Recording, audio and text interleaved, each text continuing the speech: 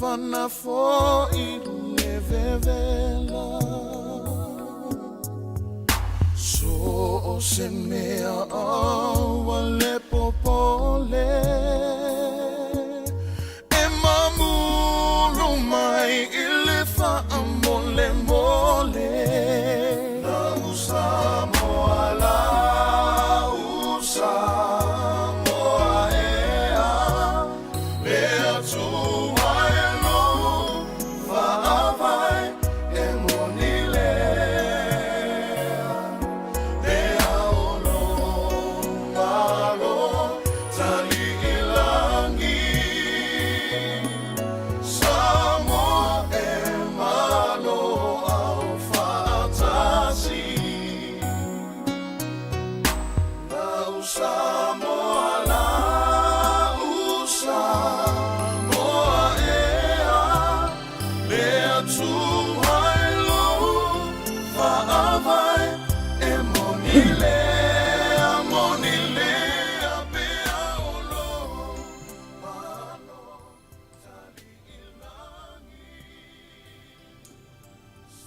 Tele no macho tuol ni taeao. Glory. Hallelujah. Fabuina ma fali ne ina lau fio. Via la boa no macho mai tuol. lo va venga fa Yes. li on macho tuol fa mai Glory. taeao. Hallelujah. Macho fa pe fo yo macho loto le li e. Via o la fio le taeao fo. Oyo le tua malosi. Ia te ma. Li ona toi mai le soifua mo le olo. Wela mai ao na fane ne ina. Lo macho. Ya wao pule lo macho li. Hallelujah. Oyo le tua. Glory. Lo lunga lo wafio anga tama. Ya lo e lofa mai pe ya te macho. Glory. Hallelujah. After tele le tua I lo fa malolonga yo macho tangata.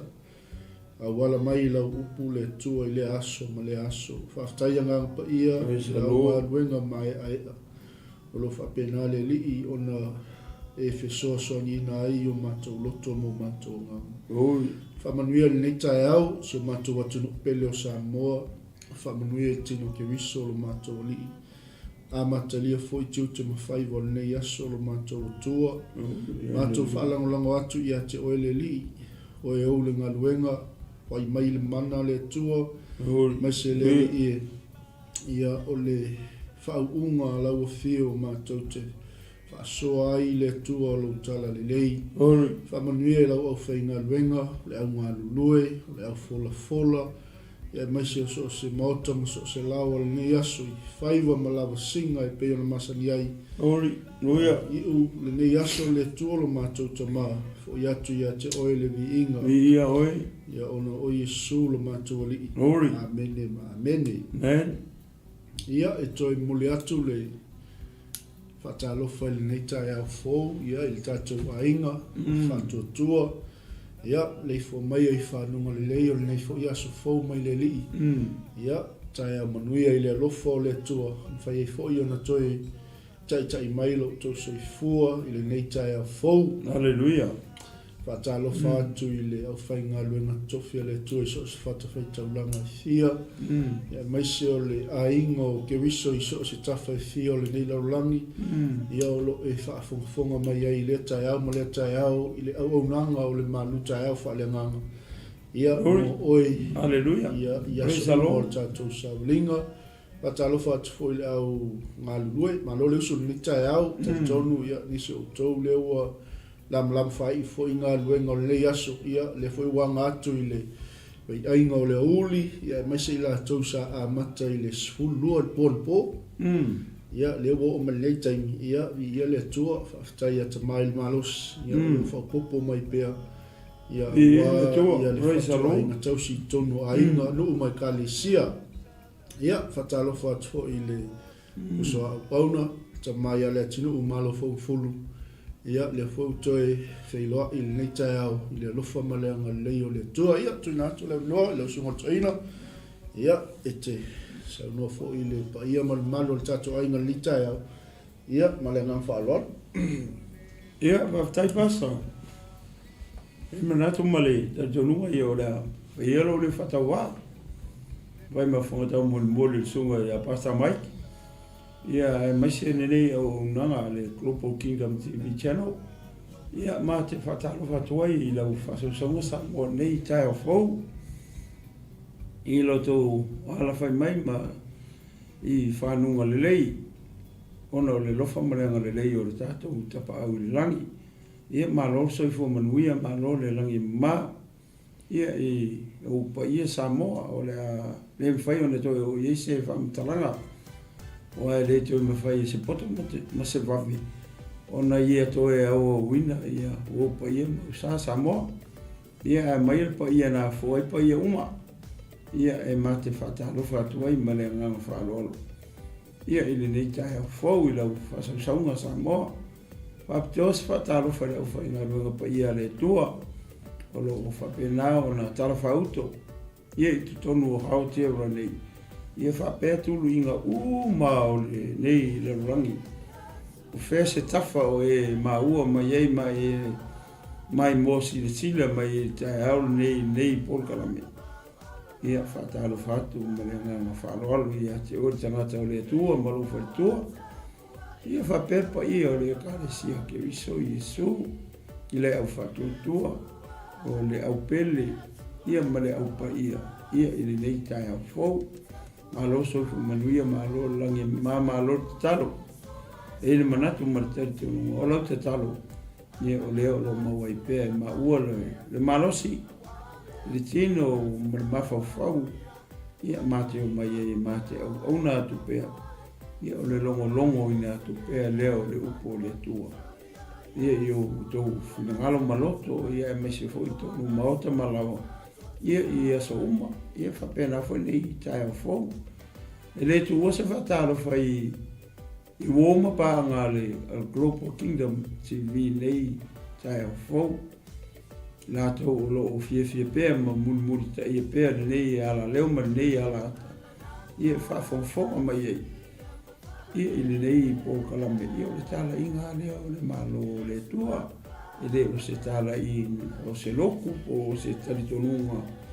Ia ai o le tala inga o le malo le tua. Whatalo whatua I lai atu. Oe, ia ili nei 𝚘𝚑𝚎. Ia mare nganga whalualu. Ia vi le li. Ia o se toe whapai atu lea ma. Toe whapifo I tusa Malū sau noanga pasa I nei 𝚘𝚑𝚎. Ia vi le li. Praise the Lord. Ia malo whaftai lau sunga taina malo fo I le 𝚟𝚒𝚎𝚘. E whatalofa atu tatu ai ngai lungo penga tawhailangi leo ua mai fo I tatu nanga.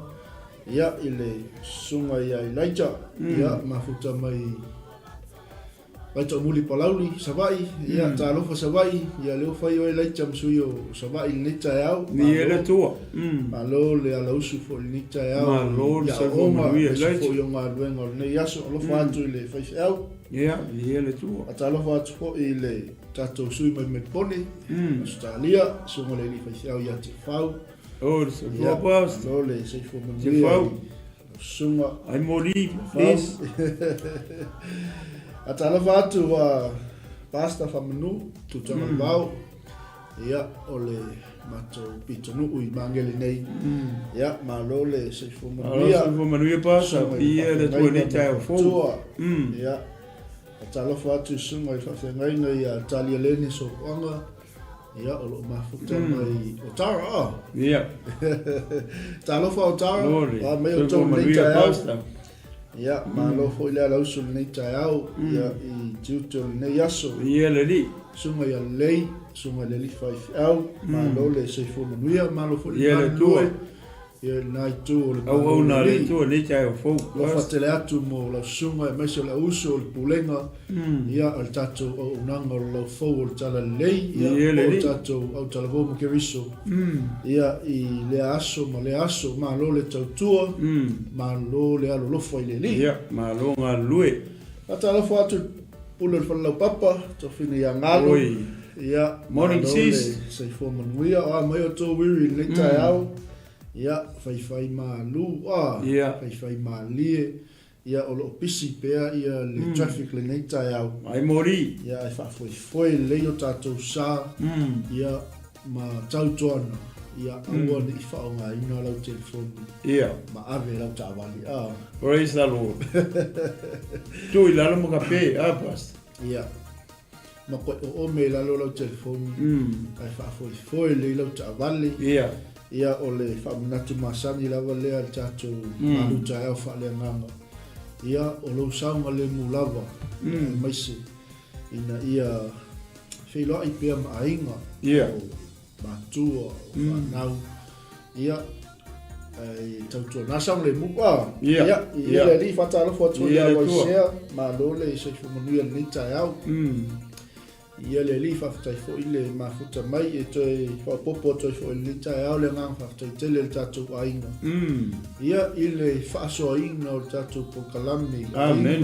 Praise the Lord. Tino keriso ia maso se tangata ngai pele lo lotu share ku ia ile upo le tu ia le tua o lau share inga o le upo le tu po le po kalami ma le po kalami ia o lo e moli na tu fina ngalo le tu i tangata ia e pe ona tato faso tele o tai ia tato va e fotele tato Malū ai le Malū le li ia tato tu Pasua fantas ia le tua atalofa atu wa terina vaonga e masfoi o le uso ia apu fuamatu ia le tua fumanuia le nita Tino keriso ia fumanuia le tua le nita e Ausa awa matua whaafine le li kaltoi ia taupau ia Evelini le ngā moe aika skelen ia Malū le talofa papukura ia Manreua ia sawe no takanini I wa o le faltua ma le sunga le ia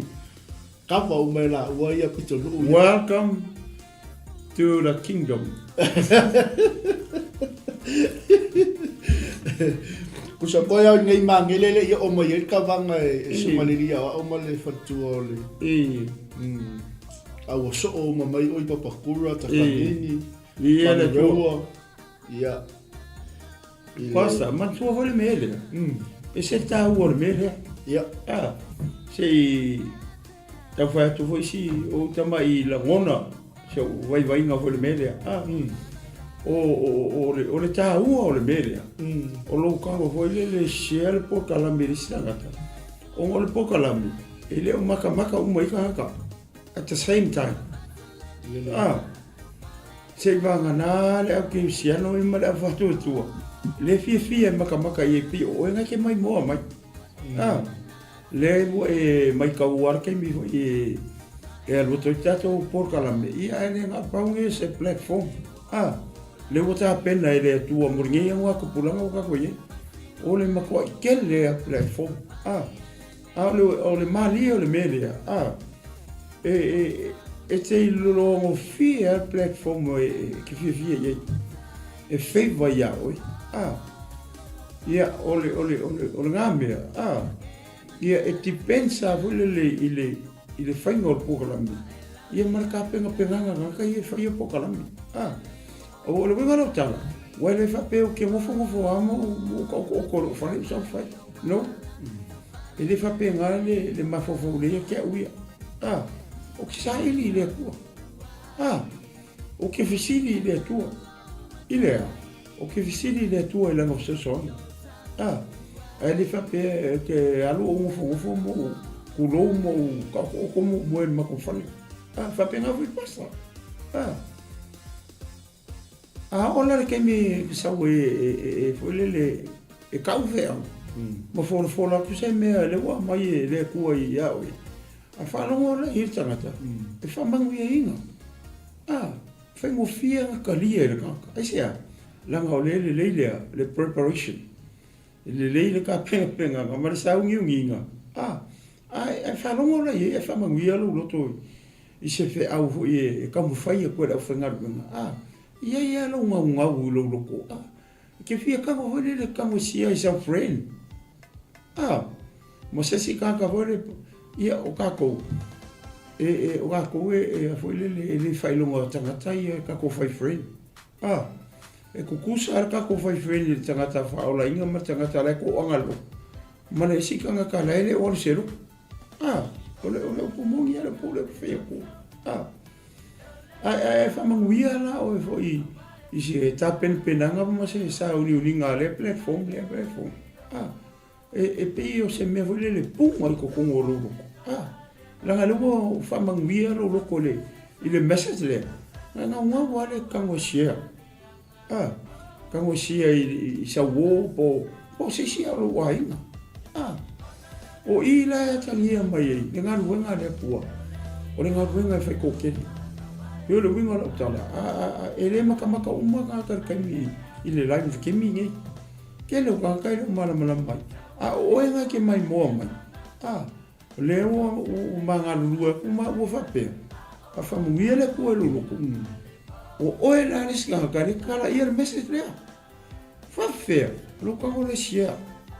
Kango share ia wo. Matanga au aunties mo wango.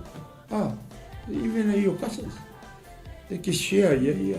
Leo le winga nga o le maa whamitalanga ko ilea. Le pegi lewo. Pe o kau ele mawhau. Ele ka ua le mele o kongo share ka ko kana. Ele whapea o whanau leonga le grupo kingdom. Le hai. O le malo le kua le ngau i mahu ia kanaka. Ma ke fia ma ke kala ia le malo le tu. Ma ke le kala ia se loko.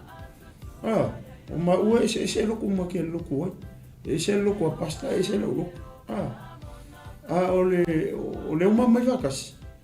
Ma ke mai kau soa nga le kole ako lau. Kakia ese anga mea. Ele anga. Ale mai nga lue vakasi mi kau soa nga le kua. Ma moli fe au lia. Nga manguia lea. A whape e kau ke kusikusilima mai kukum mao riskaka. Nga eva aia kua la pipiri e lalo le monga la kola aua la kuku. Sawa onga nga mo kako. La inga ke viso ta ami. A whamungia le tua ia oi. Share ka popo kalam. Ala nga e whaia mea nga. Nga ua play lau pat le message lea. La le message nga whalongo ia nga whiwha mungia i le kua e luloko. A whaia le nga e share. O oe o le pato le. Mera ngā ruenga rea kako umu. Whape ngā whui maua. Ma ke vai whui maua i o makaikai. Pasi mai se mea ka awhi. Kirikiro ma stari. Ia o mamai whui la ia. Share. A whamungia whui la le kua luloko malau. Whawhongwhonga le kai au. Ia ka whui leo e share. Vai, kako umu. Leo kako play part le ngā ruenga rea kua. Ia mara kau soa inga. Ole ako la ua le kua. Ia, kua ngā mao e. A whamungia le tua e au nika e wala lupo le kua. Kango share. Ngai ke alu ke kāla. Kāla. Le malo le kua. Pese ule kua whapupuku pasi. Mana e o le mele pe o koe kiriki mai whele le lo wama whawha. Mo kako Be a part of this ministry. Or be a part of this message. Or the message. Or the malo le kua. Le message o le malo le lami. Ele o se loku. Please, ele o se loku. O le malo le kua. Ia pesa o le koe whasa soa kua. Amen. Asta. I ele tu. I ele kua. O le si me manga ia i le mele. Poto. Usa wai le koe alu e koe whaikoa. Amen. O wai kango sensa o kwa le message. Le fe aua le tua i le maota ma lea lawa, i lea tangata ma lea tangata, i lea uso ma lea uso. Whaiko ngā lima kua e mingo ye, ele mingo ye, vai ele mingo ye. Kako kau whai kāla i umar kai au. Ele alu spensing yus ka avani. Ele kau fulua ingi maka pe. Ia ngale o mea lima kua e shea le pokala me se tangata ngai ke i loa e kaunga shea iai. Ia me se share lungo o lau profile po lau page. Ia pongi kulupu fo i ke visiano ngai ke i loa e. Ia po se skonya kulupu lava ngai ke i loa e ka kaunga anu ele upo le atu. Pau ale al mea o mai ngai tino i mingo iai. Ia, ale makua. Ele fulua i maka se tu. Pea wa ka koka kukala. Ka tenga le ia. Ia al mele i mo o ale share. Makua ale mingo iai ale share ele. Ta koi foi femelis ko inga. Ia, wa ma ko mele o le tala. O u se lo fi mele o kala. Na ngo lo inga nga mawela me ar fa mai le ku. Winga ala o kala le mele alu Wa ingi se me penga mai le ko le mafamolo loko. Ole si me ngo fifi e ke ku fai ko. Malo sirkingo. Ka ke savari pe fa lima street. Savari ko yi. E ma ko pala ole si me fifi a ngale e fai. La amai fifi au ya ke o kangwa kai la pala. O ke ma ko ai o komita e finga. O si es ko ngai alua fa vai ke lo va. Ia ma leo langa ia va benga. Ia e va fikai vole le tu ala e mai ala ngau walo karoko. O le anga vo i o lo walo ku fai ko. E ke lo ai le approach ale kangaka maria kangaka. Amen. O inga ke lo ile ko inga kangaka. Maria ko inga kangaka. O inga vo. E ke ia ka kala mai e ke kilo kunga. O ko ai ko va ai ale o ka ko o se fulu ko sanga ke le va ai o ma be foi la vape soli o le ma ko dangerous la volven o kai lo ya po e alu e ko fai ko se para o vale ma la se ma ori ya o ka e o isa ka ko ka samo le kuia a si le kuia la ka kilo ko le ai ya ka si le ko i o samo ai fa mai o ko ko la ko ai u me lo ku ai fa lo ko sorry ko me nga ke kai mo ai lu le pa pe wi le si le ku wala ka ke fi lo ka fi lo ko samo e se fa samo mai ia ko fa samo ko lai wale ka ke alo e ka lai ko i malepe ala ka ngang wala ke alo angang wo ko al parangi wala ko le ngi ve ape ya me ka msubi ale nga ngau o le loko ke leo inki on fa lai lo ko mo ia amen wa ke leo me shaka ka inki all se fio inki ka dia fa na kari isu ka ko ka makonga mo soli e fa ia ku lo e mo ia ora inga ho ni lo ia u mai lo ku fa ku la pa la vale ko wa vai e ma ka kia ia ma uli la sol ola kala rianga u ma la langi ni fa me ia o inga test te lo fa ko ku mo ro ka para vale mai essa vale mua vai pe o se vale makaukia le mele o lera o ka ko le ko ora fa ni kai ale ka ko fa ke fun o se o le winga nga o le tala noa tu le le mele o ku i o fa ko o ke ka kala o ya le mesa mo ko io fia ka o fa pe o se vai su o le ke asia langa ngo walu kala ie ko kele ka ngala kwalia o kele o kala ka ngala kwalia faruka me langa nga pe o se vai punga i kongo lo kele manga e misi se ko ngai a o alu waku a rengisi a maua se ma panga ma ke oa mau se ka ko kasi e fai ese panga ma ke oa o kele popole fu ka ia o le mfainga lava ku ngaso ia pe o le fekauli kala inga mala ko fu nga ai o mau ska ka ko ese anga ro fie fai ro fie le vai e uma mercara inga raso pe fa lima ia ka ngaka wala ko lia faraka me anga ngaringa pe se vai punga i ko amen lo fie wa o le ko fefe wa o le ko fefe ku i fa ko ai sia alanga o leo lo fa mo viere ko ia ke ar ka pe nga pe mo fa ia ku li ka pe fa li ele fa pe ke mo fa ai lo le ka la ile e ma ko ia anga pongi me ka kalo le vai so a o nga era ku le nga ngu ku pala fa ko le nga pa ia ke fa lo nga ko la nga ngu o le mo ko i so solo le la nga ile message le ke moria nga uma ko le message officiel ku le palangi po le inkia po penga ke fia karia ai lu e mai lo malo me fia karia Yesu o le kai mi mua le fa longo e ka no ya Yesu vai ia le kai mingi o ka se fai ngofi ia ngalo ka ngoa omi mala kwa le o fe au ia pula ka penga ke fia karia pele ai wa fa penga foi pa ku ku ola ke mo mo fa la mese fa ku penga ke fia karia le mese a fa mer ka le ai ia ai fa ku ka penga ke foi fia karia ai karia ka jole e o malo loto pe ai fo I mai le kala inga o e mawanga nga ko lua fa lima I les ko nga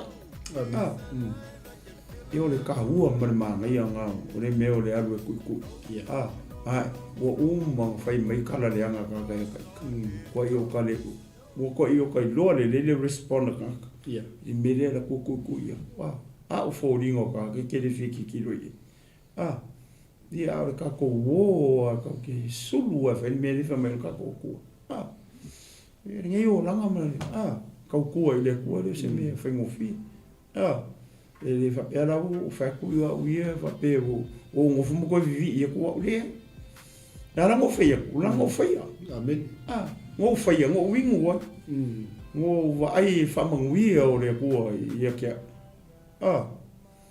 ia le o le ko ia le pi o le fo mai o le ku I le me o le fo mo ko o fia sa o fa ko ko ele o será pasengi I le me o sa o foi le globo pero vinga ro tala foi le share ka ko poka mi share message ia ma ke ka foi ma o ia e ka pena va le ka pena va le ia e fa no mo ia fa mo ia le ko lo share ka ko poka amen o nga o e playing ari e la pati ko ngor kala inga ngi yeso ne lo pe ki share ko poka al fa fica uringa la ila friend e ke u fa lo ngoi maka ai fa pe sol o fe au le mo o mele le kupu ya o lo wa inga da so e fa fica ya u so mo le message nga ka o send man wa o ngi ya ma ke mo ko pe ke le wala ka penga le ko fa felo I ma o le ka como le ka even foi ia mau que le o fe um mele com social media ma o isca ma com é um ya o message o ka o e foi bem ar sui fone langa le o ka ko ia kai meu mei technology eu ka um mele no palo ia mai ka ngi ko e foi ka o ka ngi lu si fu lu nga ia valo anga ia ko o I ka mai loi ele pepelo lo pone tu ale o ka un me o I foi la ka mai loi I ori generation mun ne o ka ko ia aso ia nga kai ni o ka ko ia o ko ki ara o fai ko fio mo isso ia pe sa lo ko fa pouco pas ma ia ken me ne mo ka o ia amen share ka ko pouco au inga lo ya share ka ko pouco ia me fa lo pas ole vedi dan ke minga ile do work kala ole si lang ole great commission le mele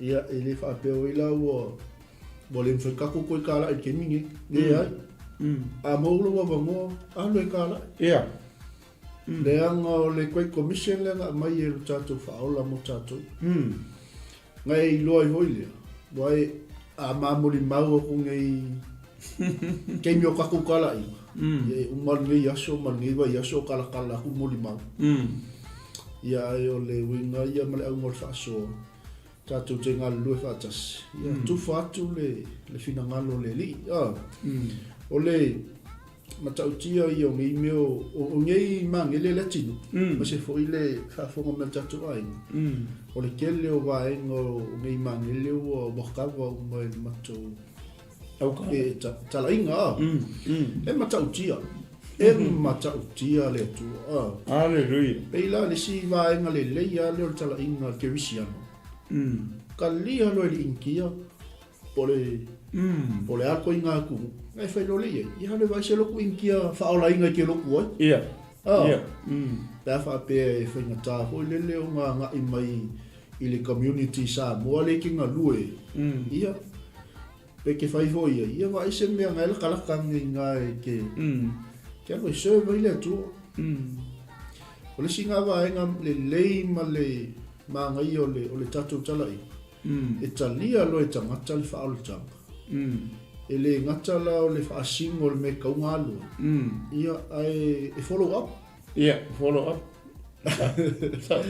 morning fa maoni la o sono apa au te mini le o la ai vele da lo ke kala ai e mata o tia tu ia moli mau ma va ven mai fa ile tu ia le ka ko le ya si so tato le moli mau wa ka ko kala i uma ia sa o ia su mai ale tu mo ko i male pe ale nga ngo ka ko ni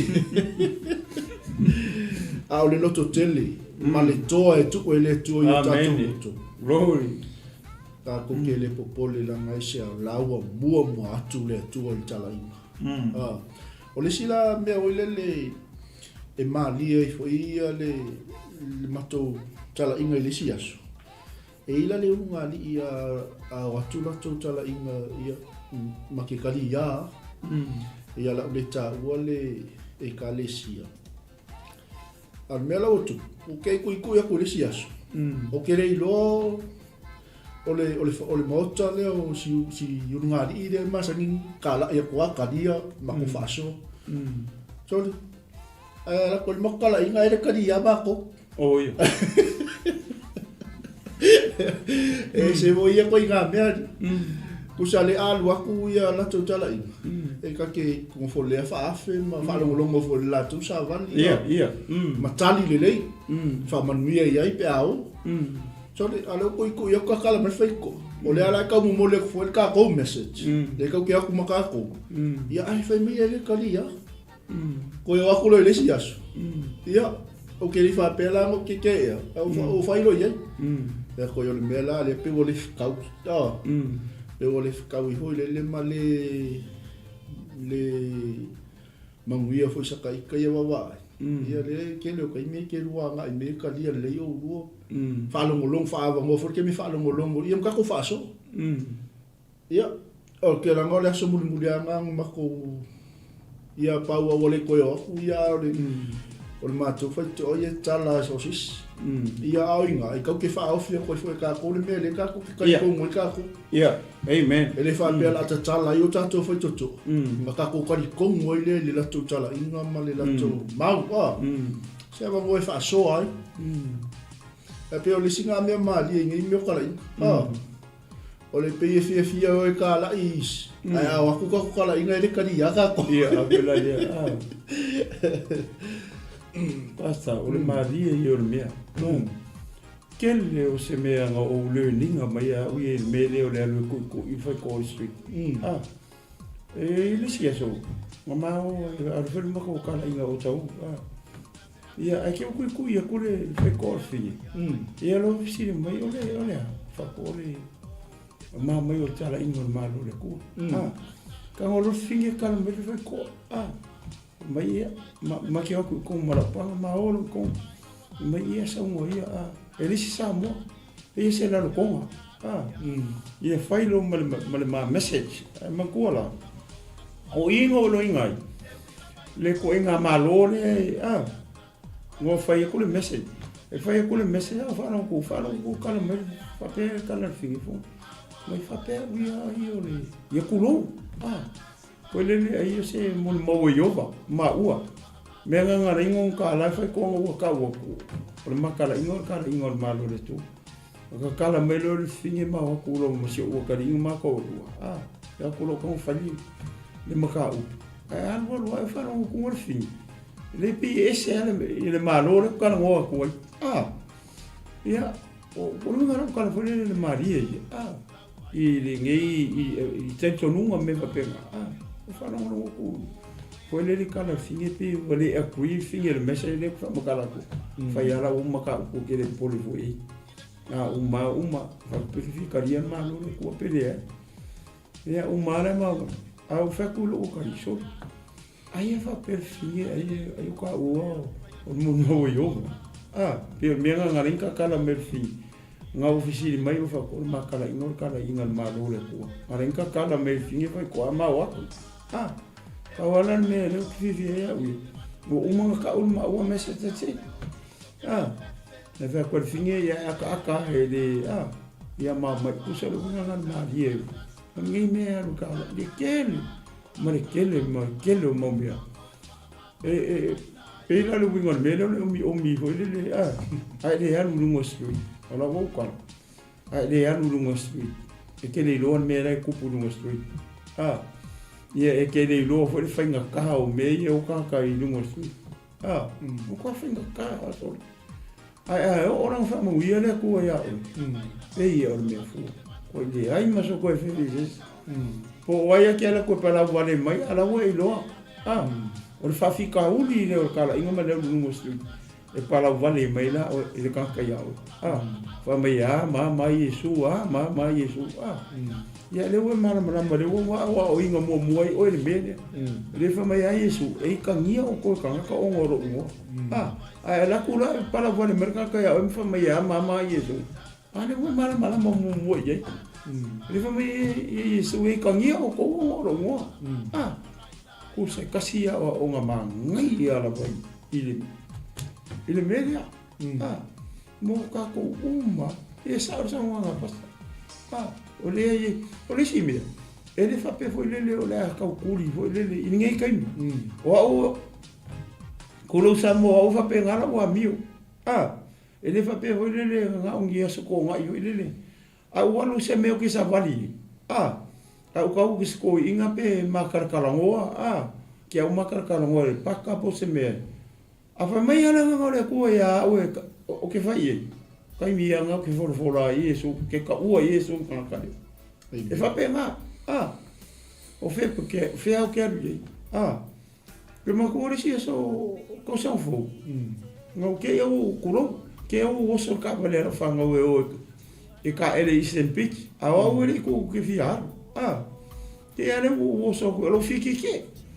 ala so a causa fo como ara so fo pa o causa fo ke o so ko ka vale la fa o ma ko o ia ka o isen beach o ro ka ma ki va ko ka ele wala e su a nga le manga e su ka ia o fo ale i ko mo ki kilo o ki kilo ko la ka ele me ka mo ki ko lua i la lo ko ele ma ke le mai me ke mo ke ia o ko lua va ko ka ke o la ko o ka ele va ko ka au ko i ka fo mai ki au ki no ko o ka ma markengi ele ma ko ka mai o ki no ko au ki yu ka to ko pulanga le sulu fa suli ma ka sa ala au mai ngor ka mai ki fa mai le nga ngore ko e ke anu ka mai ki nga anu ka mai ki nga anu ka uia Yesu ka uia lo ngor ka mai ki au ko ro ye sole e mori mau ko Yesu a fa merkara ka mikiki o le kaimi mua le longa o ranga fa ko a fa longo i le ngo Yesu ai loku ke le loku ka mikiki le o le loku pa hai fa ko pe mensele le ngo Yesu i le la ko ro foi le ai ele se ngo Yesu la ko ro a le kaimi mua le fa ko a fa longo i le ile ngo Yesu ke no ro vinga ro kala la nga musu mo la nga ole ko ke alu ko mikiki nga mo fa ya ko ko mikiki e ke fi kari Yesu fi ave Yesu mali fa ole so kari alo ko mikiki ole me la ko fi aka yo fa ko mikiki so mai so mai lo fa ko mai uri mama uri malo ala fa penge ko alo ko lo yu ko nga uma fa ma kalo fa ro kanga ma fa ma vai mer ka mikiki e bora kala nga fa sa ili se lo ku fa la inga ke lo ku e lo se lo ku fa la inga la kala ka ku le area nga ke mo foi alu lo ku inga nga ma sa u lo nga go sa u yu ka mer kala lo ko lo ya ka no me la sa vai tole ia, oi la lo me marka kara fa. Ale lo na ma ulima. Ora ma ulima marka miki ma fa malo. Al mero mo lo makua. Wa masa salo lo makua fa pe ale na ma eva. Ale lo kama. Ki lo sa mo lo kala mo sa ule asa wa. Ola lo fia. Wa io fia nga ko sa mo. Fa fe kai de ku. Fa kai kama. Ora mele nga le mga o ke anu. O ke le fia anu yo 𝚜𝚘𝚑𝚑𝚗𝗏. Ale wo lo le aso ngi. Ole mele nga le ngo sa ule aso nga e mai au I ole nga nga ko misiki. Vai lo fia. Ole pe ya o fa kaungi u lava fo mangi o se vai fo ma ko ai nga ko sa fo. Ngo ma wale nga le sam 𝚜𝚘𝚑𝚑𝚗𝗏. Kele ka ya o ma ko e ka le si o fa ma ka la I mele. I lo fia mo ori wo ma wale nga mo ma lo le ko ai ma wala so mo wala so fu to sa fu o ke silia ku ya le mele mo wala nga o lo tusia me or na ko sa fu pe o se ai le mo ko sa fu na ko sa ora mo ma ele fa pe ora kulkuri do kan mo ma se si fu ki ma sangi ai o sa friend le fu ko fe ka wi le we ka ri yesu a fa ko ra ngo le ko ya o mo no o fe o fe mo ko ai nga ke le karia yo mama we mama we lo foi na Filipi yo ka ua la ngi po ka la me male ka mo fai ku fo yo po ka la me e share ka ko message share ka ko amen o le sika ka le ka ki nga lu e fa tas I fe au le hallelujah e male nga fa lo no pas e le tu ma ngai ke pe yo na fa ya tu samo mo li mau o le aso e umara so nge yo matala nga fui ke ala mai ni tai no I mo li mau amen na fa lo I le mat na ole tu ma lo na fa iva ven ke ni ya no ki kala e se va ko la pas pai oi pai al ka ngi mo mau ya no ka I le ni pe yo na fa so tu tato ai ngal ni tai ole ai ni yo mangi wa tele ava engo mato ka vai kala in o le vai nga la mo li mau o ngole wa ta o le mele o le awina sa o le tu I le tangata e la se tasita ya ku so o mala ngwa le o mato mai ta vali o le tali o fe a malo o tali mako tin o mal mako ngwa le o mato mai ta vali no ke o mai lai I o pasi mai le sumi o ngai mangi pasi mai mafalsa sunga ya af o se tusia e la wala na so oi e sa no ka wa wa ku la ni fo mane kenye mo fali kasi ala usana no ka wa ko ai tene tu no hope wow le se fa moi ai tala no au fa longo le leo fa mai ku ka wali ai alu e ka u ya le fa o ka mal kenye le o fa ku lo la fa ma bo ke vai pa el ke au le le ke ni se pa lang ya al ke o le afa sa mo afa ko ngor ke wow fa ku lo ya ka mang ma ko ga os that's our mission lo ka o fele to ka wa this is our last mission ma ko go fa ku lo ke ni fa ko te talia ya mo tu sa va ni yesu ke lol me le ni kupu ke ni fiku ko sango ke amongo wow ko valu fama au sa ni ke ni ku le lo wow ole ala ka ole wingo utala foi o ke le ka ole ka le sia to fi ngaka lia ke ni le sava ma le tala ingo le malo le tu onga le fa pe foi lo kariko a ole meu kupu usala uma kua I wole ko ya sisi meu wole lo eskenye po le alme la no ho ia Talia le tene matou tala inga masi afana. I le aso. To a valu tangata nga say yes ya Yesu le aso le. Ia nga kuula ia o le numela. Mo fai ala si le o le toi manatu. Ai koe vidi mas kenga me lang fafka le o loku le loku faula inga pa langi. Wow. Masi anga whanga. Male good news nga American. Mo koe fo ia kulong ko rua.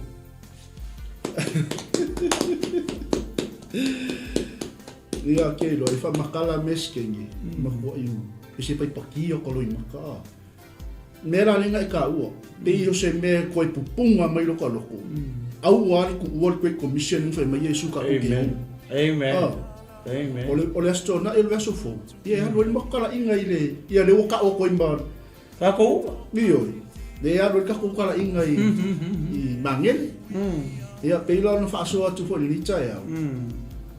Ia afa uka ko le oi kuiku. Ia fa ngangela u. Loga au e share ile le upo le tua i. Amen. Se tangata wa watu le tua ia te oi. E pe yo le va inga na le tinu. Le tangata e ta ia le nganga o le tua. Ke le ilo. La sa wal mo ka wa lo ke o ai fly mo fu me ke ngi lu mo fa. Ale fa le ku wa lan fa. Wow. Ai ke o fa mai lo le leo ia te. Ka o fi ka wa. Ai oi ka o le. Ale ngal wenga mo mo ku se lo ma ko ko fo i mai ma ko pes. Ia. Ai kei rongo fai meskengi o rang whanga ule kukung. Me ko walu rang whanga. Wow.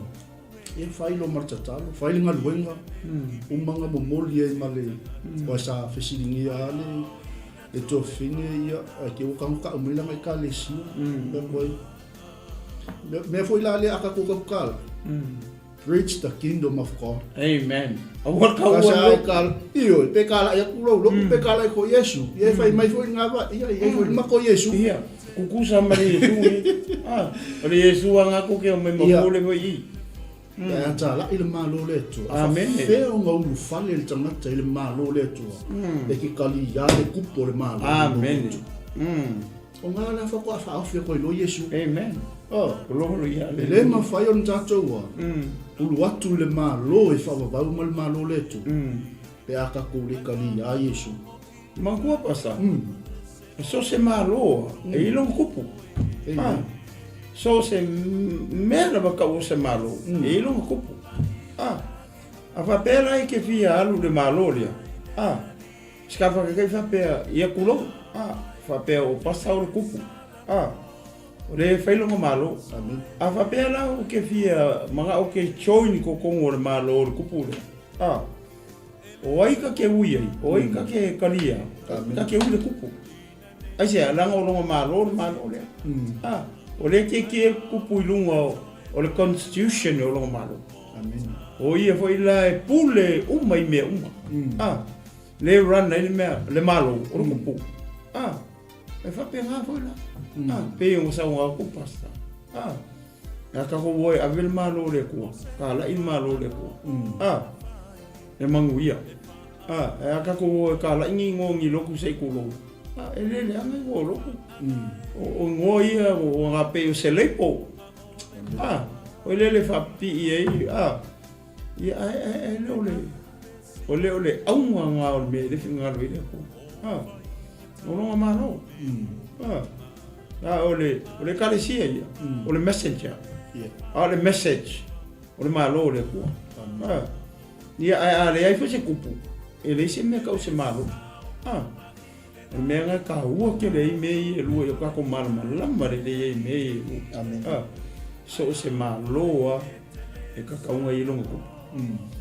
Ole kupu nga ke ru linga uma me uma ole malo. Nga ke raninga constitution le malo. Nga ke raninga kanga ka uma i kukongo le malo mea uma e onu le kupu mea uma le malo. E onu ko kasi e le kupu pai mzau.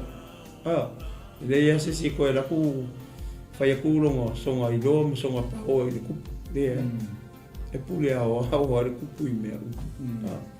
Pe ole mangaia marakau. Mangaia mere uki au kao i apa. Ni mele o le kala. So mantua foi Leatinuu. O le vaenga mua le tato visiona tatu o nang tala Amen. Yeleli Maftai le tol ni taeao fai foi fa fonga ma o le tiute le ma le matafa ioi le o se tangata ua whanau fōwina i le ni Hallelujah. tula an talai le Malū le tu ia o le o manui alo lo to fo ia e mo mau ni taeao me le o le peise vai su se me pupungo inga wo ko e vili mai kofi awo fashi umi wo tele masina wo mavai ba ngo wo fa tu lo le isi to fi wo lo le mai le ele suki il mele mo ke ngalu e wo ke afakas fa ko le ye okay o le wo si o li lumo le no fo ali o le tu lau ka kingo malau moli mal Mas mele wai kal kongo ile Yesu le. Vai la se lotu. Ma ola ina i ke loku. E ila le loku ngo kango recommenda il to fine. Lotu palangi lo ke lo kango recommenda. Ia nga wala au mai ma moli mau masi to fine. Ia o fia lo ko so. E se le pe ko fa fango mai ele ku wol ka ko ngaru. Ele nga ka fola i lungo penga tfailangi. Ia mo so wa mo alu kala. Olga ko Simon nga ka ke o ko ki kala. Amen. Fa so. Awor fefe. Iyo, awor fefe. A fai foi ke fia sau ka ko kala i le verso le mene ma ke o i marcoin. Sau. So mai tala mai au. Ia ta tu te o tala i ke viso. Ia le tu. Pasa, ora mai or mele. Awa ka ko le malo inga se nga mo malo le ko. Ia ino ngara mo se ko ka ko pa. Amen. A ti o le bene le nga o ia kele o ke siana. Ia mang malo inga se nga mo malo le tu. O le ka ko ngaru nga ka lai. O ka ko ka le ko ki ko fai. Ka ko ka fai. Ai ka kilo ngi ile e fainga ka ia ole ma ko fainga ka ole me o ka mai alo ku fa ko ole fainga mo e fainga ka ko ka ai sia ne nga o lo e ka ko ka i su ma le ko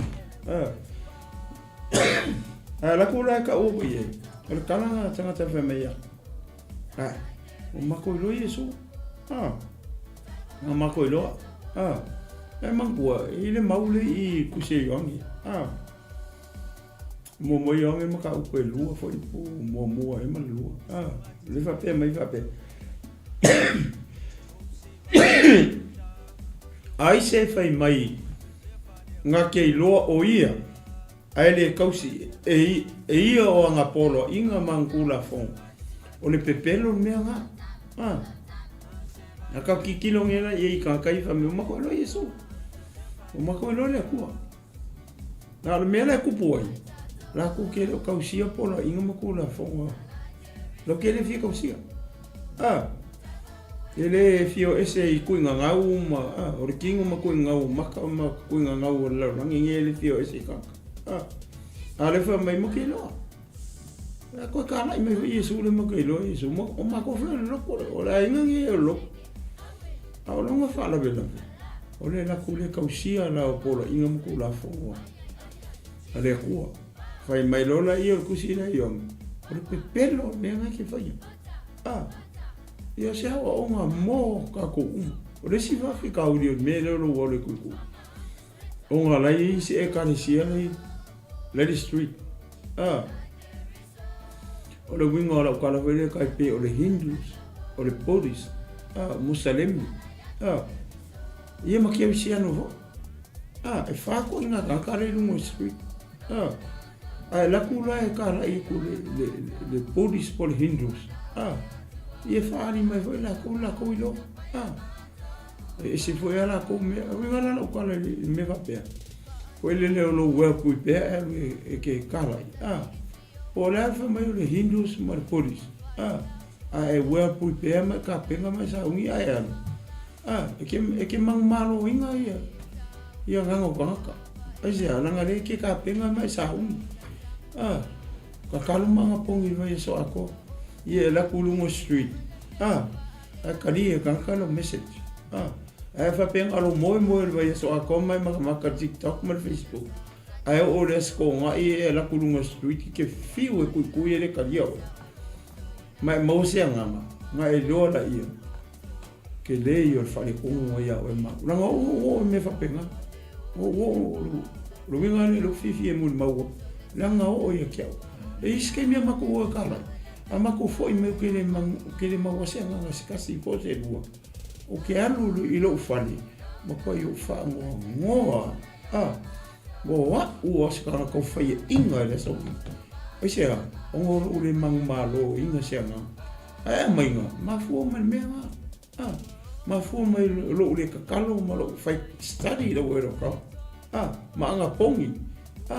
Walek le mele ya, le ala ola kulungo street. Fi kele foi koko kakarami. Ai fai ko le message. E pa ko fiki mai ya. Ma fai le message ku aku mo pa ko fiki mai ya le message e algo. Alo ma fofo.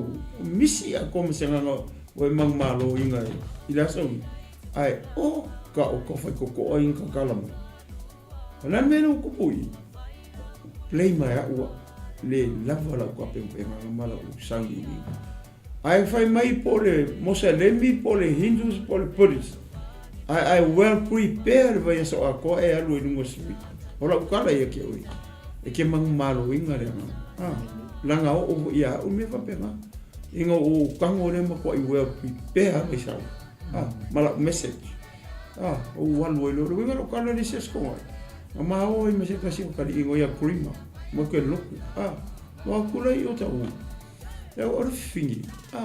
O ka se ma ngai o long ko ngana. Ola, o ta kula fui. E fora que le ko ngana o fi. E no fui ia ko ngana o fi, va sanga mai mai ole. Ia ka ko ma kala inga. Me kala inga ma lo. Mercado finge ya ma uma o kalile. Ma kikilo ko er kun mangula. Fakui, au kikilo ko er kun mangu, er fangu ore ai. Ore ku mai me fonga o fua. Fua mu fonga mi era ku ila. Famel finge o kikilo ko. Fakui, ara wo lo ko. Ara wo lo ko fua. Ora kala ne. A famel kala finge ke. O la I o ku. Va ku Famel o le o ku ila lo. Avele menga amakali message. O faku. Ese la le ku le mo ke o mai mau. Malū ku. Ese. Wa mai wa. Faku ese ma ku ese lo ku. Le wo fa mai le la lo o ia o ku. Anga fu a me no ke lo ku. Ya ko sa o le la lo o ku. Lo ma ku. Le ko ma o. Mai ko o. Mai ko o ma ku. Lo mai fa ko oi. O le si mea. O mea mai ke fui. O mea ma ku. O mai. O la mama me ke fui. O mea ma ku. O mea o mea le ku ma. O ma ku. Ma ko oi. Ma ko oi. Le ko ma. Ave le ku finge pe weka. Fa mai wa. Fa ke lo ma ku. Le makua nga le fa manga ko ke sa we fui la ni ka ya o inga fa manga ko o ke sa we fui la o ye ka ya o fa me o ko ala ina lo fu le o le ku ma o ngai ko o le fa ku ya o ku lu ke sa we fui la o le o sol la o le ku ma o le va ai ma ko o le ku le fa ngo ai ma ko o le ku o le nga ko o le nga o fere ngai ko oi le ku nga le fa mai oi ai ka ya fa mai al mo furu maka furu sa o le sel va le lo fa so off le ku nga ai al lu nga wala fa mai oi vai mori fa manga ku mai ma ku nga le ku nga le ma ke mai ma le ko ma ngai ko oi ai al lu la wala ai be ko sa ai musu mai ku nga ya slow down vai mori lo sama mai sa ungi ku e ki kilo era ko mu fa mele ku A mumu mai lola musu ko le kua le make mai mau ku alang me maka ko fa ko le kua le ia o le mario le me ke mon mau ku ia le pero fai mai ku fa per kala finge ya mau ka ko iko fa pe para me fa mer finge mo ke ko ke avale kangi fa finge ora ko ngulanga kama ke ni malonga kuangangi ora ko ngol fan a manga finge mo ke ko e fai ka kalo fa lo kanga mo ia malong kuangangi malanga kama ke ni le ko ngol fan fa pe para me fa mer finge ko ko ngolonga fan o le fan le fa finge o to se manga yo on ko ala inga ua ulu ai la le akua le ke au ngai ma le aku ka ko ai va ai le kangi e fofinge la fai ka kalo fa lo ka ko soli ai pe ora nga fasi se finge ko mo fa ngamo ko i fa mo wi le aku finge mai ka yesu ale ka nga o ma ro ka ma mai fie nga so wa mangu malo inga le nganga mo malo le e pi kasi le vai ngo ora mo me sa fai e ia ngo fai aku ia o ke le ro para me ngo o fifi o sa wi me fai dia ko o le mo malo le fo i me le ko le ola man malo ia e fai ele me le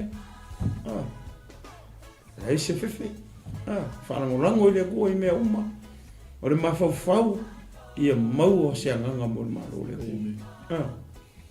Mau o mangu malo inga se anganga. O se kasi. Mo le malo le kua. O le ana anganga kako loku. Ai kau ke le mangu malo inga se anganga mo le malo le kua. What a waste. Le ka ua le mea pēngo mawhai apu fui. Sia kako puka rami. Sia ka ko fa soma me o ka ko ngala fa ikele ko fo ia ai ngale le me le ko ni ka ko fo e sia wa fo ia mamul ma fa so ni ka ya ngi ia nga mo ngai ka ko ia mi se e o le fia mai ko ngor pa e mo la nga fa ro pa ke ro mai ke le ko me nga ki fia ro wa le fa nga ya lo so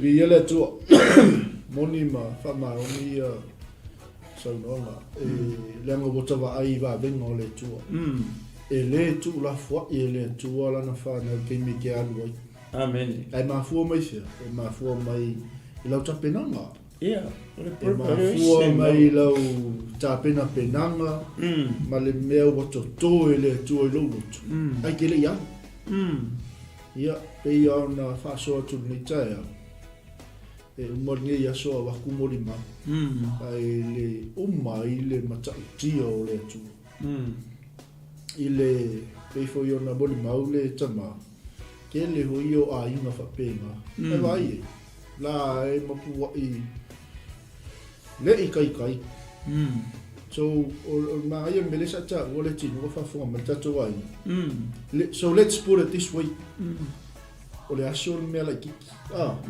a fa pela le la kala mo o le tausanga tasi tausanga ke wisiano le au pa ia ma le fa tu a fa pela e uma le se fulu lua ma sina por tausanga le ele i fa o la inga se nganga pele i kele i mangu malo inga se nganga i ko kausanga le o le ala o mele fai malo le tu pe ngal kausi nga o ainga vai fa le ko inga malo makua ele ni mele ama o kako muli ta ile great commission mai Yesu ka ku ke foi so let's put it that way afa pela o marka usanga ele i mangu malo inga e mai tia nganga muli malo le so vale mai tu ia mela ngai famusino ai oi amen ia mesel ai ngole tu pe yo le tasina o le vaenga o le manulauti al tato o na talai fola Ta la in fola le tala le. Le tala le o le Malū le tu. Hallelujah. O le ale ka munga, o le ale ko i ngā loku. E talia e tangata sa vali o le Malū le tu. Amen. Ia e whaftai fo i lau sunga tui. Ia le tala ina fo i o moli mai. Wa le ua o taringa fia longo fo i ngai taeao. Ona o le whaiva venga o le atua. Whaiva venga o le atua. E sele mata o tia o le atua. Peila o le meanga e pupunga peili lotu. Amen. O le ale mea kako ke pisi ai. Le ale kele o kako fufuanga ma kako pokala. Ia o se mea fo i le waku o le atua i o maolo. Ia e whaawau pēr le ngā ruenga. Ia a whaapea ua mole ai as kako kai. Ia sa oi lo ia le kako ai ngā ni taeao. Ka la i lo lima kua. Se anga kako pokalambi. E ki kaule ano e kui whai koa. Ka la i lo lima kua. It's a part of a mission. Ia. E le le anga. Mea le bato i le tualalo ma le ia o lau share. Ma lau whaasoa inga tuno polkalame ma le upo le tua i o tātou tangata. O ngā ua e momo lia i lesi maota ma lesi lawa le upo le tua. E ke le iloa la. A lai whamanui e tangata. La e ngā lua to i le tua la ngai i le to fine lau le tā ua le sofa. Ua masalo o valima tau sanga le tinu. O le video ngo kango share. E le o se video tato klopo. Ai ke ua moli mau mal tofi. O le kai mi kong wa le o ke kango share ku o le moli mau o fese a. Ai ke o moli mau mai le tofi le. Fa fe time. O ke share inga kunga le mea lea. Makua i o le a inga i se o unga makua i. Wale i lo pofe a whaasanga i. Wow. At the same time, la su e se la tau whali. La su e se la tau whali. La whamele moli mau al tofi. A sa unua tu whaapea le tangata o le tua. Oe ngai ke mai mua mai. Oe ngai ke whaalongo mai. Leo wa fetalai atu le tua ia te oi. Tui lunga. Alu wa umanta pena i le tua le whale mo e Malū ai. Wow. O leo ke moli mau aku o ngole mea o whaia. O kango share po, ila spokalame al klopo. Ai vili me to fine le whaftai mai. Nganga umma kua o le video le. Ai kadi mai lola ko whai. Wow. Ai kusol mea kongo ale ala tupu ia te ia male ai. E au wala ese le atua. O le atua e poto e ata mai le atua e malama le atua i se mana onga o tatu ai. E yo le vaingana le koe ongo le kake i vainga le hoi le sheaing o pokalami faaleagaga. Amen. Nanga le ua e momo lia sa o alfina ngalo le to i lesi o uso a tamata. Amen. Ia o whea tusi tofu, ia le tu. Po i pēle mi inga i le ia e whapeo o whamanuia le tu i toi male ainga. Ia e leo se tato ngā luenga. Amen. O le ngā luenga le atua.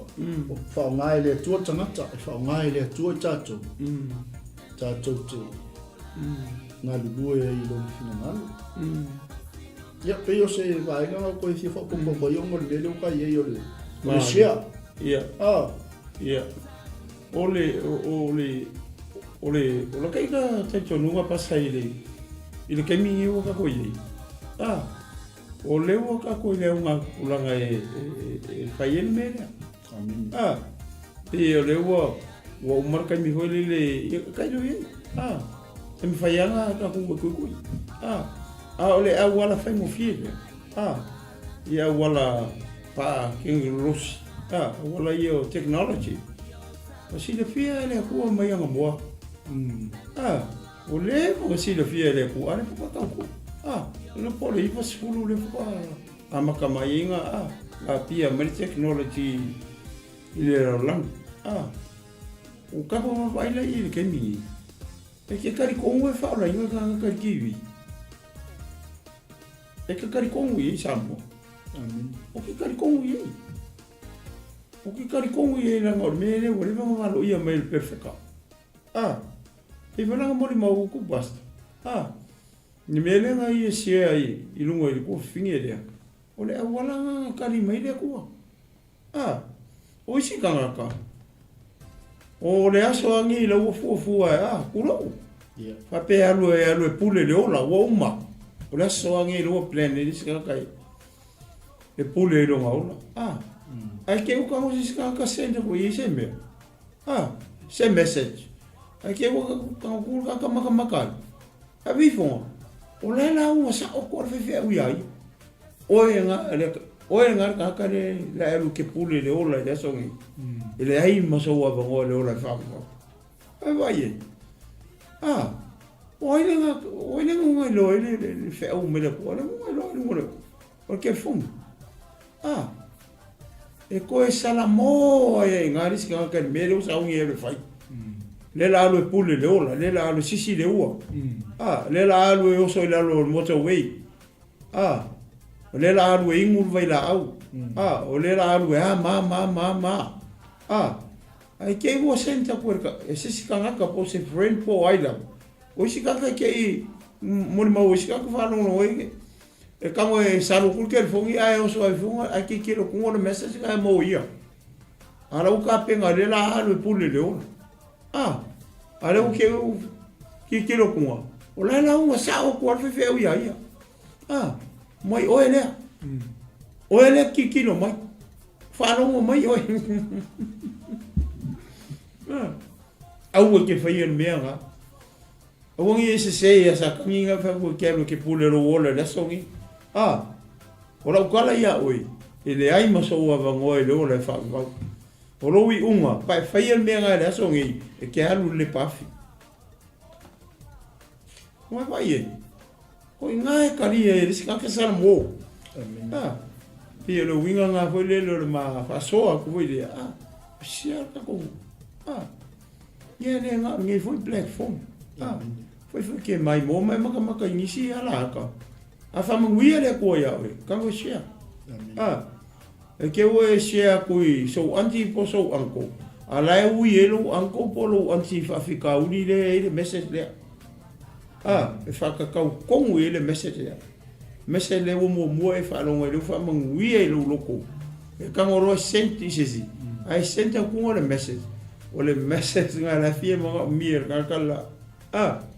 Mua vai. Le makai sau o le kua maripoko o le kua. Ka penga masaungi e le kua. Lea mea. E la vea inga i oe mau me kako. I kaimi e sau o isa kangi e su whai kako. Ala sisi le kua mai le langi.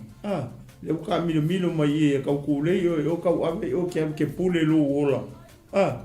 Pe ke alu e whai pere misa malo anti, whai pere misa malo anko. Whai pere lua misa malo uso. Malo kua ngangi. Ma lako whangau, whai e ar misa. A ke ua senta kua me se sikanga. A ki kera kua whai. Whamanga lo uso. A whainga whamangalo mai e su i a kako. Kako whamangalo la kako, somo kako kuwhawhi. A wā kako le whamangalo. E le whamangalo fo la kako e le fu. A ke o ke kira kore si waka ui. So le whawhekai so. O se furu nge o kausanga mako. Le o kore ni. O se furu mi o kausanga mako ke o koe whaikisi masi mga i o uso mga i o kuwhafi. Ia e mafua mai e ia o lo fia kangaka. Mafua mai e ia o onga o maua mea. O wa ai maua lalo ngai o uso. O wa ai maua lalo ngai o kuangangi. O maua manguia, wa manguia la whanau. Whai ngā ruenga di lei umaka miki. Kasi ngā wala le whako i lalo i kako. O lea wanga. Ke leo whi au. Ka penga e au whengaruenga le kua. Pe a mai e lea nganga pa ia. Inga ia kufa aku. Kufa aku mo ngai o kako kona. Inga ia whaola inga i kako. Ia pe se ule koe whasa soa ko pasti. Ma ngai a kere mele o kako o ia. Ia le tu. Malū, whaftai, ia, moli atu foi whaftai tātou ainga i lau komeni, ma lau whasoa. Ia i nei foi taeao, ia ala tātou anga i lupo le tua. Ia tau alunga i tātou Malū taeao faaleagaga. Ia mo oe, Oi salo. Nei asu. Ia whapea fo nei te anga i whaisau whaatau. Ia, pe ia ang whasoa atu le au nanga nei taeao. E kaure kuria oi le awa tala no atu role atu e ke moli mau sisi, moli mau Pingi lo. Ai la kwa alfa ka o lo wa ko le atu, moli mau lo iai. Ia, anga le atu le tu sa mo, ia. Pe foi le wa e fa fonga menita ia. E te fia su mai tato nga lo lava yaso, le lo fo le. Ia, ko boe. Tala Yesu. La il malo le tua, ia anga le atu le tu inisio tau, ia lo fe ngai manga luenga, ia fa moni tele le tua il fe ngai manga luenga le yaso, ia mesfoi, ia o faiva matiu te fa au, ia o le yaso, mala nga fa lo. Ia. Fai se talpupu ia ta do elo lupo le tua. Ia te ma sauni e forfola la upu. Ia ma o tangata ma te vai ma te le lo se mea. E ngata le lo ma le poto tangata. Ia le mata lo ia nga pa ia fi mai o ia nga pa ia taeao nei te moli o la upu. E mane nei sa vari ai fina ngalo maloto na yo matu tangata. E ma se o la e kalesia Leatinuu Kristo le au fatu tua le au pa ia ma le au pele le taeao nei. Tamai ala ve ina se nga molo malo ai fa sili na ona fa malo si Leatinuu Kristo. Ia so ua matu ia nei. Ia, amataina e lau fio fa iwina e lau fio amaya. Tele ma maulunga se vi inga lau fio. Tu mau pere fata wa e ma ua o lau mo Yesu. Amen. Ia, Samoa, na ue e sila i foi lungo le screen. Na ue i tatou tusi, ia. O le Filipi e fa. O le foi upu mua. I le foi upu e lima. Ia na foi lau e sila i lungo le. O le fisili ni me le urutala. O le mata upu li taeao ni le whapea. Ua tusia lo ingoa i le tusi o le ola. O le fisili. Ia. Pe pulea o ie pe kango fe liuli wa ia le fisili lea. Po ua e mautinoa. Mai pe aku ingi pu whapenga. Ua e mautinoa ua tusia lo ingoa i le tusi o le ola. Ia pe whapea, ua ei loa. Ua ei loa ua tusia lo ngoa le tusi o le ola. O le whesili. O le tala lea. O lo o yeise fe au kukongo o le kala lea. Mo ai. Mo kako. Ma so se tangata. O le whesili lea. E lea whapea fui lea. O whesili foi le e pinpoint na ngā au keusiano ma le au whatotua. Le ai. E include ai foi marakanga ka. O lai o lai le o langa. Le iloa lea kua. Le au ngā lea o le whesili lea. Pe a tilo. E waile ka ke sila i le whesili lea. E au ngā le whesili lea mo ia. E au ngā foi le whesili lea mo ma ua. E au ngā foi le whesili lea mo kako ma. Leatinuu Kristo ma le au whakua le kai au ngi. Le ke sila mai moa mai ei. Le la ma kam fai. E kau fa makala aku i foi pui e lima. O le a fifi mai e kongu fe au lea. Ma le fesili lea. Ua ei lo o tusia lo ingoa i le kusi o le ola. O fei ei lea kusi. Ele o le lalorangi kusi lea. Aleluia. E te le maua lalorangi kusi lea. O le kusi o le ola. E ke maua lalorangi. Lea kau ke ola le lalorangi nge. Le kau ke ola le tino le lalorangi nge. O nga kako mafau lea. It's hard. O le pa kako mafau le si. O lea kaka whea roroa i lalongi. Whea roroa i soloa. Lea ka O tusia o ngore tusia le ola pele. Mas vai ele faz Natal, ele fizilia. Lá não é que ele lá langi, olha tusi. Ele é mas se o vai, ele é o lá longe foi. Ele é o Samor tusia. Ele é o América. Ele é o Kuila. Ele é o Southeast Asia. Ele é o Percangia, ele é o South Africa. Ele é o Australia. Ele é o ninguém foi. Ele é o Totonu com os pinga Malū. Eu. Que ele mo como o capenge ka New Zealand kusi Amém. É que fio é que ferro e fare kusi com New Zealand que ele mo kusi já. Amém. E é como o library. Le uma library le com o New Zealand que ferro é que ele mo kusi já, mas que vai agora. Ole ka ua nga fisili. Mo ka ko uma é que ngofo ka ngi mai Mafulu e ele fisili. Que Mafulu awe. Mas que Mafulu foi Malū e Mafulu Malū e ele fisili. Amém. Po ua tusia lo ngoi le kusi o le ola. Mai Malū e pa fa pe o se kusi fa pe le 𝚘𝚘𝚙𝚎 Mangu leva nga fo I mai ko inga maro makua. Ki nganga le mo nga pa ka 𝚘𝚘𝚎 ai ai. E so e ama vai le kusi ne. Po ye lo ngai ngoi ko ko. Ai o le kele o le mau Maria le ko ko. Maria ai pa fa Maria lo sua fa. E fai uma le aso ele manga so. Maria ai pa fa Maria lo sua. Fa pega foi lá. O rua com ngei. Kapungi fare le 𝚘𝚙𝚎 le kusi le. E mau que ngo ko uso foi taeao. A xa me rengo ko uso taeao. O que ko uso taeao se isu e. Po ele ngo le o Malofou Mafulu. Pele ai. Fesili. Le mo ko kulunga I. Wa e lo ko sia lo mo ko sia le. Fai la o ko sia lo la le 𝚘𝚙𝚎 Uma le vai aso, uma le malau pepa ole. Ole kusi le 𝚘𝚙𝚎 e que le mau ai lo mo. O fe me la ele. Ole lo me la fai. Ole lo me la fai. O fe me la ele. Ole lo me la fai ngai kusi lo mo yo. Que le yo la unha luema. E la unha luema fai. Kwa ma fai na kusi lo mo como kusi le sa mo. Ole kusi le. Ole kusi le ola. Ole kusi le akua. Ele se kusi se kupu. Ele se kusi se palmia. Ele se kusi se sui palmia. Ele se kusi se minska. Awanga se kusi se minska. E mua aku o ingo ronga inga marang fangau.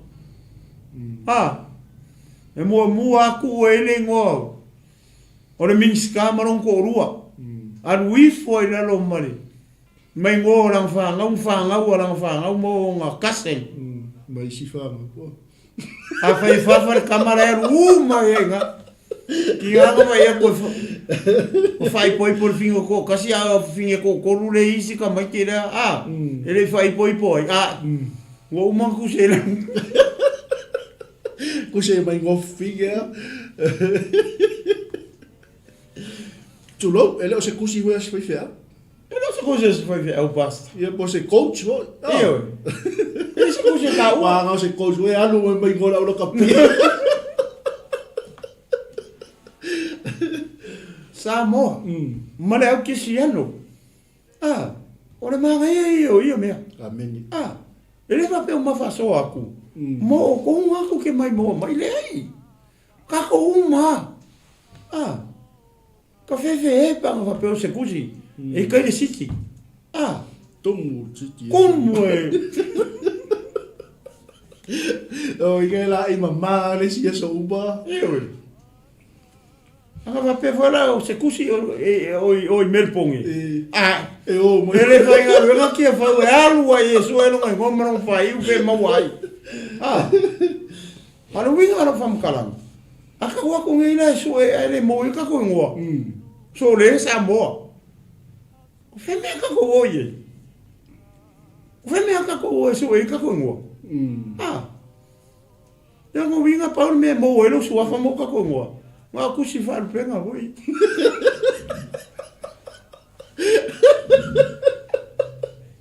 Na o mongi ya ka mo igoa ipu.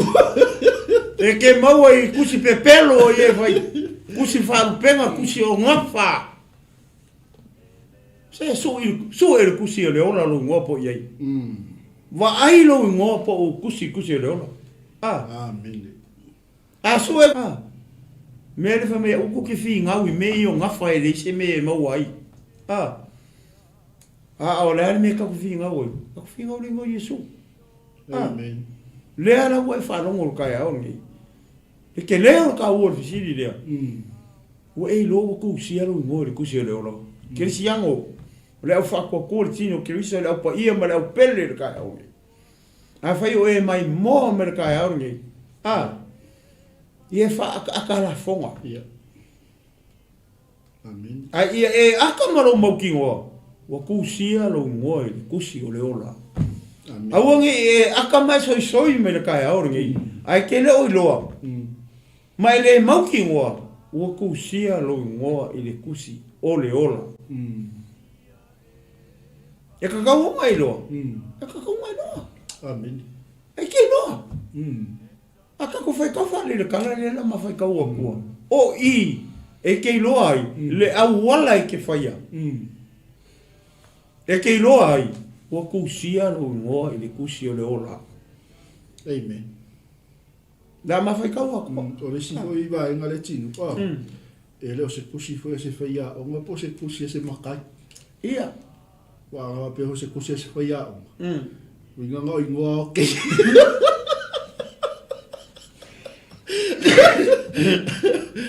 Tulo wa pe o se kusi se makai. Yo nga ingoa le o ruma ya do ko.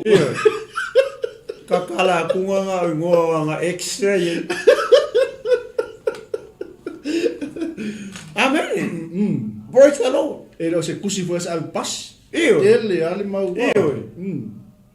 Mo ko kele fa le ko. Pe nga fa pe o se ku o le kusi le o se kusi se kangaka. Ia. Amen. Wow. Anga o se kusi se kangaka. Kalo fai. Ua kumu ia me vale ali ko. Atai tainga. Io. Ava pengi o se kusi ato. Ia. Winga ele mau ai kai ko. Ko e fe. Ai mo fu manga ngare kusi lo ko lua o ngi vai lo ko lua. Kele ngo kengere. Ai lo ingai mo ai lo ngai ngo ngalo ma. Ana ia kusi. Ia nga. Manga le ia nga lo fa. Misia ko mas ko ingo fi. Ia. Mi ele tu. Ole makua mangi o le mele wa maka kui fa so ka o ngi ke visiano. E ke aka mai fua. A lo ke leo le fe aulia. Ma le mele ma ke kala ngoa kuai. E winga kusi lea. Amen. E leo se kusi se kamaka. E ke le mau i le longi le kusi lea. O le kusi e le kua. E ke mau le langi. Ko vai le maka I sau ma le poko le kua. Awa anga au mai le longi le kusi le sisi. Kulo pe mai se fai fe au po se kai se loku. E mo enga. Nga pauanga e kalesia e o le ora whaava. O isi e kalesia. E ke fiu su e ingo la kwanga. Aisia. Ongo le a miola le ufai I. Wa fai whaare ka ngaka le whainga o le kusi lea. Wa fai whaare a hinga. Wa iei le winga hoi lele o le kusi lima. Nga o le mako e kalesia o le loku angenga mua la langi ngei. Kusi umai loka ngaka loku I. Ai karo whainga isi e kalesia lai. E umar kusi e le mo se ingo ses. Ko e saule si kusi. Ko e su e ko e umar le mo se ingo ses. Ai sea. Denga o kusi e ngaka. Ye o fai far ngaka ia. Ia le mele. Ia le. O I ka ke lo le poko mare maka sau le kua. Ku nga elunga lang kusi. Kusi mai lungalo ngoa. kusi mai lunga lo so wafa. Ka kikiro la I le mele pe o mafai au. Pe fai la e ke la waku ele o ia lo ngore kusi le o leola. Por kusi ele ku. Se mafai ka o kura fai upu. Pe inga I mele ku I. E ka u link ma le mele ma ke fai ku. E loa e oi ma e si la fia I mo ma malama foi ma ua. E ia la ka ko me fai. Fai o le ke masalo ma o le ke le maukingoa ma e loa. E le kusia lo ngore kusia le ola. O le taeao ngai. O le ala ka ua ku media. Ka lola kusi lo ngore kusi le. Amen. Manguo e soifua mo ka ko ola. Amen. Vai ke ua kuai. Fai le mele fa me le kana le. Fai le mele wa o mele upo le kua. Inga ia mau ai la o ka ngore kusi le. Kusi o le ola. Amen. La ma fe ka o foi puia. Mo lima. Filipi le no mata po fa. Ia. Ta fa tau ia pasta. Ia. Ia. Ole nei. O soi. Oe o te alofa manau I ai I lo fia malo pale. Le au pele. Ia whapea o na tu mau o tou I le alii. O te ai o iatu ia e rotia. O te ai o iatu fo ia sune tui. Ia tasilo la manatu I le alii. O te whatonga tu fo ia te oe. Lo fe so ani whamaoni. Ia e fesosoani ia te ila ua. O e ua whinau whatasi maau I le tala le lei. A toa makele mene. Manisi uma e na ngā lulue whatasi maau. Ua I le tusi o le ola o la tou ingoa.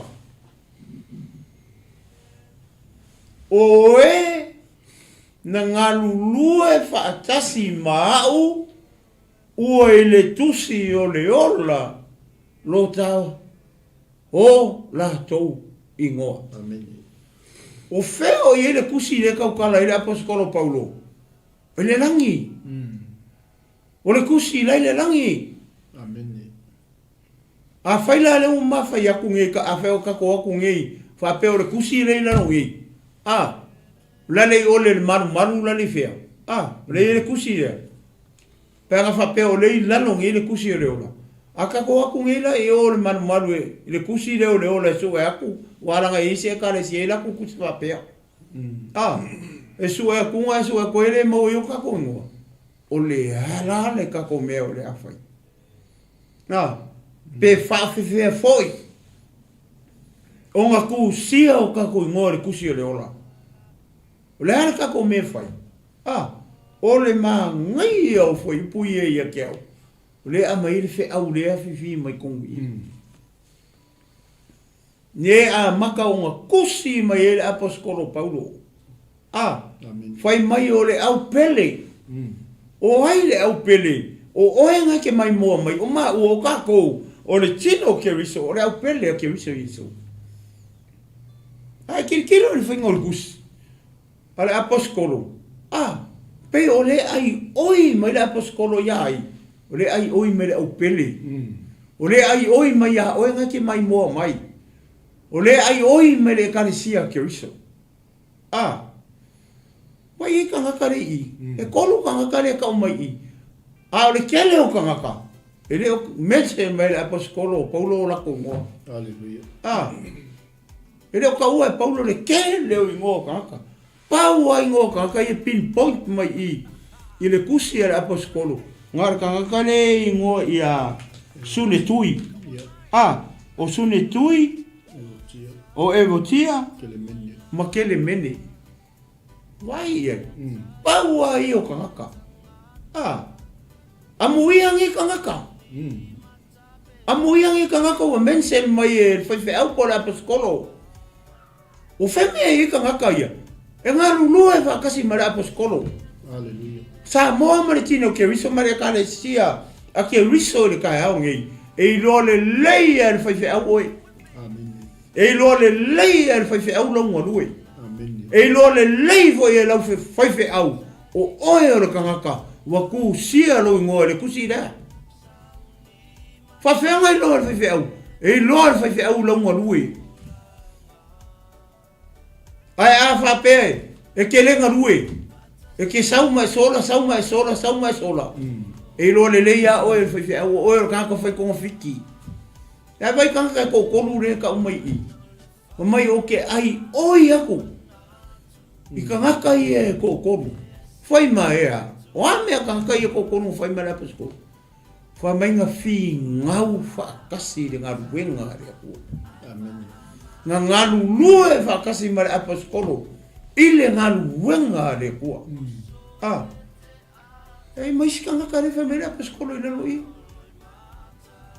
ma ila ko ma isi o ila ko nga mako ngalu lue fa kasi nga ruenga re ku o le kusi o le ola o la ko ngo Samoa e kanga kai o ka o mai o la ko ngoi pa wa I o kanga le mo ko pinpoint mai ai fa fa kai le kala so le lo fa au e lo le fa au o mai ko kanga ngaru fa maui o mai ko kanga ko anga ngaru mangisi o la uso lo ngaru fa ko ngorge e karesia e si la fia le lei e ka tangata o le tua ale lo e Paulo ale o ka mai e Paulo I le karesia le o Filipi ale karesia mai le ka o makanga o le karesia nga maka fifingi ele ia makanga ka maloloa o I le mele o fal pui e la poskolo Paulo o le karesia mo mua rea nga fa ku I lunga le meka o masko ia ile ku lunga ile meka o Europa amen Europe le aile ka o masko ia e ka mai aile mo a Filipi le kusi le apostolo Paulo le tangata I ko ia mafafinge fo ia le nga makare karesia ile se su nako nga o lunga le au vai o ngai fa poko I sapaki ya o ele upo le ku o vai vai e karesia ku fa longo I le mele foi mai wa ka mai apostolo ye ngo kangaka la o le kusele o la ko ngo a ko foi mangisi nga mako ngalu lue fa kasi o le kusele o la ko ngo kai peila o le ko lule menio que le mene mariska ngakare ko o le ma ngai o le fe au o le fe sini mo o ma o e lo o kusia lo ngo e kusia lo haleluya o le ala ka ko me fai inga ia kusi e o ka ko ngo le kusia le ola ka fao le sau se loku pule a o po feme ke aru ai le o ngare mai ngalue mo ngaru ngare ku fa maongi ke ngalue le ngaru ngare ku ku o fa fa amen ngalu lue fa kasi ma Paulo ile ngaru ngare ku o nga e lo le o ku sia lo ngo e ku sia ngalue ye so uma au ke fa vai au ke solo muri au ke feme me ia I mai femo mo wa I ke lo kaimi haleluya ku pe ku ora o ngare ku ai sea le ngara o lo ele o ngare ku o ku sia ko ngo mai ale fa mera pesco o ku sia o la ko ngo o I ma ko nga lue fa kas nga pungo ngou fa kasi nga ruenga le ku o kusia o lato I moa I le kusi ole wei loa ke usiang o ka ya ele leio ka ku ilo vai mai a mose ngai loa mose o mai a mose le soko kolu lua vai kolu lua a fai le ku ke le fa manga loa nga sala alongu ave ese lo ngo mar kusi le ola ave ese lo ngo mar kusi nga e kusia Ngai loa mose. O ai ai. E ka kau ngai loa le ke usiano.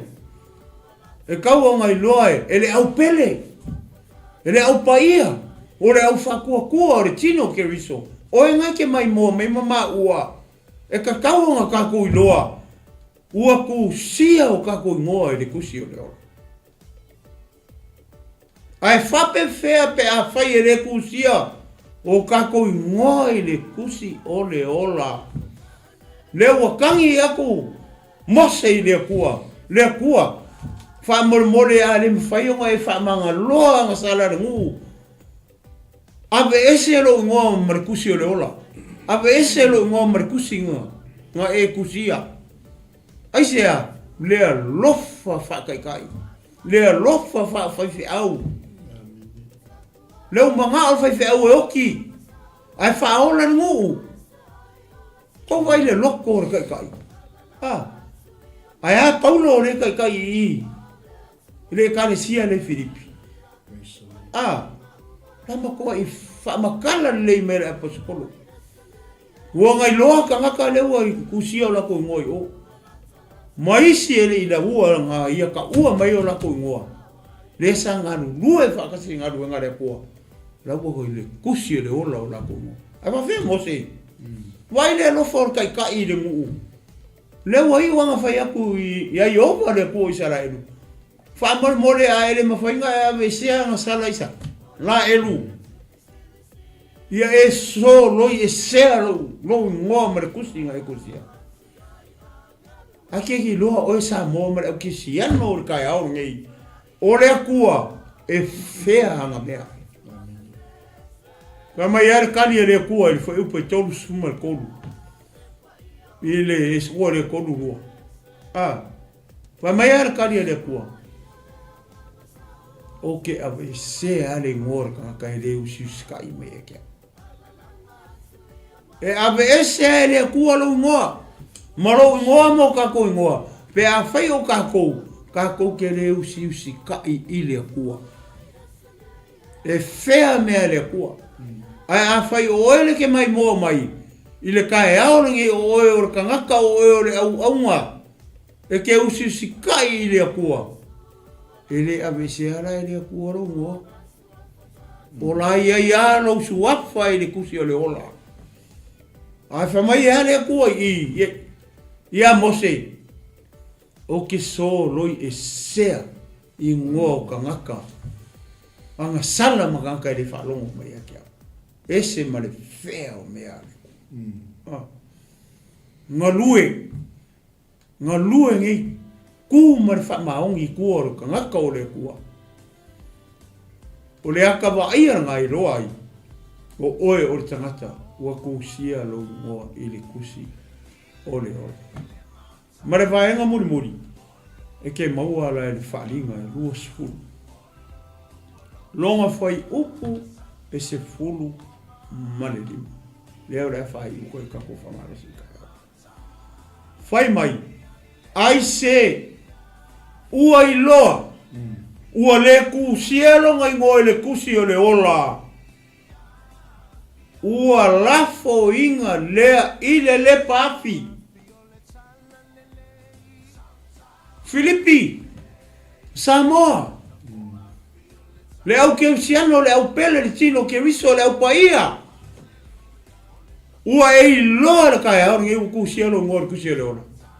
Ua e loa. Ua e loa uku siano ngor le kusi le ola. E lua va e ngor foi pure.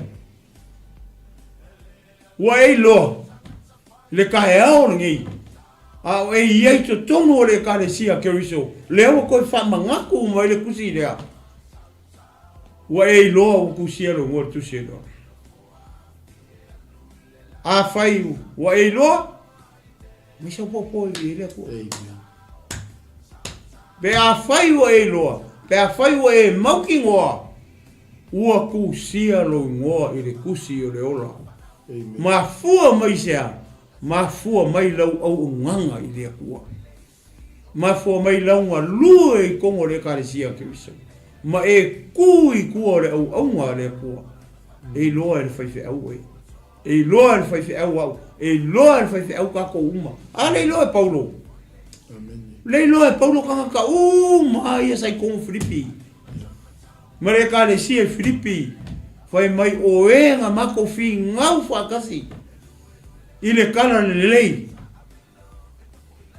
Ua kusia o lako i ngoa i le kusia leo. Ai o le fisini le kai aore ngei. Ai wha pe fea. Pe a whai wa e loa. Ua le kusia lo i ngoa i le kusia le ola. Fai mai lola i a le whai ua le whai pure soli. A whai wa e loa ua le kusia lo i ngoa i le kusia le ola. Ua lafo inga oe ile le pafi. E leo sei unga lele. Ai o leo mai fe au mare mese mua mai a kako. Au arangi o kako wore mea. E leo se ngofo anga le leile ngofo anga lea. Le fai mere fia ngopa ia lea kua. Pe a fai.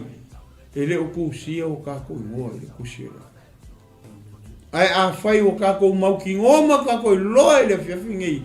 Mare ku waso ngei. Ua uma o kusia o kako ingoa. I le kusia le ola mare kusia le kamai maa moe mare kusia le atua. O kako ola le moe le fau. Kau ke le o le mea. Amen. O le ka ua le o le message mo kako uma. Fai mai e li whaninga le lusi fulu koe sibuli. Ai se kasi ua ia i loa ua le kusia longa i ngoe le kusia le ola. A fai wa e loa. E le kusia lo i ngoe le kusia le ola. Le i loa mangoa. Ale ke soifua, ale ke maka mai le kaya e le kua sau. Le i loa mangoa. Le ale me ke fai sau le kanga kore. Sau e au ngai le kua. Sau e serve le kua. Sau e kaha lai le kala le lei o le malo le kua. Sau e ngā lue ngā ruenga le kua. O ngā kako mauki ngoa lea. O kako o au aunga. O kusia o kako ingoa i le kusi o leo. Ia whamanguia me le kua ki kai wale nao.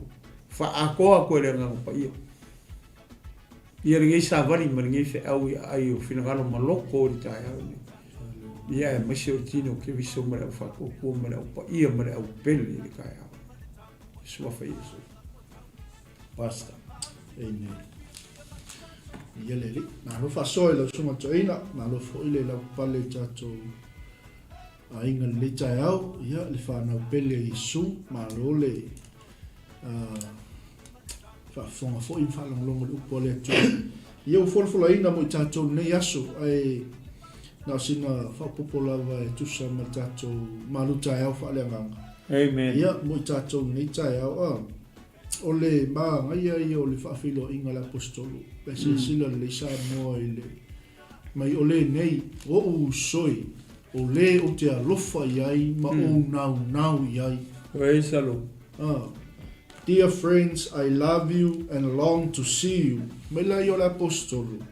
Please keep on being faithful to the Lord. Ia whaapeo na tu mau o outou i le li. You are my pride and joy. Le au pe lei. To outou o lou fia ma lou oli. Asa wai na. O lou fia ma lou pale le au pe lei. Wow.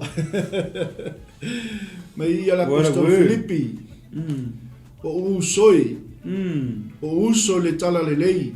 Hallelujah. O le o te alofa iai ma o nau iai. Dear believers, I love you and long to see you.